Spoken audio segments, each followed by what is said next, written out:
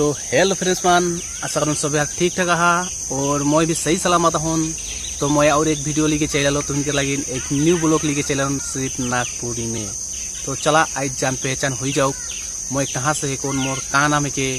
तो मोर नाम है के प्रकाश मिंज और मोर घर वाला अलीपुर द्वार और डिस्ट्रिक्ट भी अलीपुर द्वार थाना भी अलीपुर द्वार है के और वेस्ट बंगाल है के।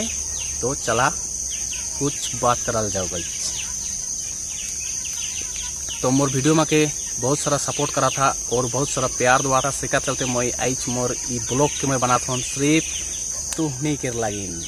तो चला वीडियो में बन के रहबा और बहुत सारा सपोर्ट करबा और मोर वीडियो के ज़्यादा से ज़्यादा शेयर करबा, ठीक है। और भी जितना भी मोर भाई बहन मान जितना भी फॉलोअर्स मना है सब यार सपोर्ट करें मुझे बहुत अच्छा लगे। और एगो चीज़ मुझे कमेंट में मुझे जरूर जानवा जे तुहिन कहाँ से कहाँ तक मोर वीडियो में के दिखाल। तो मैं रौरे में के बारे में मैं जाने सकबो जे मोर वीडियो के यहाँ के देखें हुआ के देखें। तो आशा करन सबके बेस लगी ई वीडियो के।